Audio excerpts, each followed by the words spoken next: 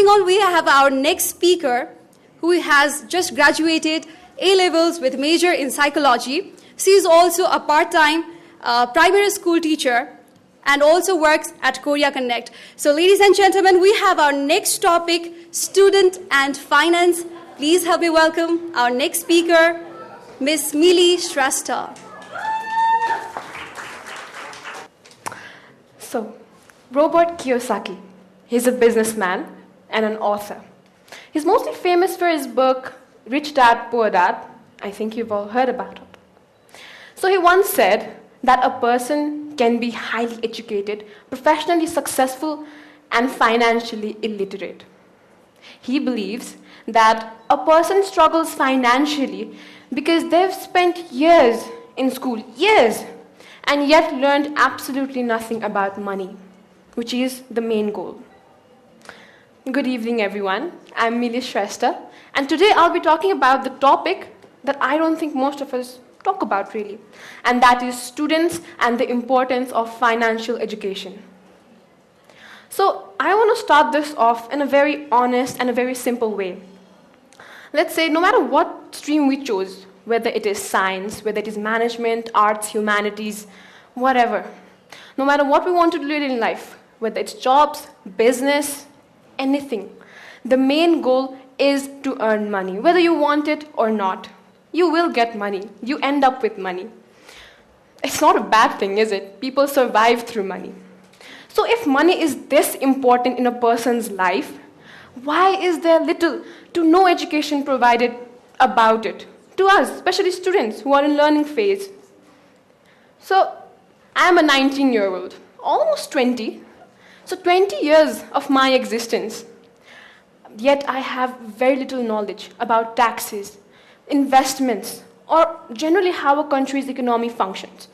And that little knowledge too is provided by my parents in my house, because they keep sending me these YouTube videos that I do not understand, and I keep sending them thumbs up. I'm sorry, Dad, I do not understand this stuff because I was not taught about this in school. So, whenever I bring this topic in front of people, they always have one thing to say to me. If you are so interested in finance, why not study accounting? Why did you do psychology, for God's sake? Different topics. Fun fact, I did have accounts. Till 10th grade, I gave my SE in accounts. I decided that I do not want to pursue this subject later in my life because I saw no use of it. Can you believe it? I did not see any use of it. Because all I learned were definitions and this thing called balance sheet. I still don't know how it works, but I still had to learn it. Even some of the definitions, actually, that I learned were quite different from what it is in real life. I'll give you an example. Asset. What is an asset? It's something that you own. Simply, it's something that you own. You're not in debt to anyone. It's just something that you own. Turns out, for example, let's say houses, cars. Well, turns out your house is actually your liability. The land you have your house on, that is your asset. They did not teach me this in school. Now, that's a different topic. That's something we have to blame on the education system, and that's a very long process. And today, in this generation, everybody knows how to earn money. Everybody knows how to earn money. You ask a kid in kindergarten how they can earn money, they'll tell you a very low-budgeted thing, but they know how to earn money. But the real question here is, why do we not know how to manage it, how to keep it, how to make it grow? In today's world, financial education has become a very vital thing, especially for students. Because you have to pay for yourself, obviously. So if we forget the education system for a while, even our society teaches a kid not to talk about money in front of adults. Bela bhakai chaina, kina paisa कुरा गर्ने? It's counted mannerless, disrespectful.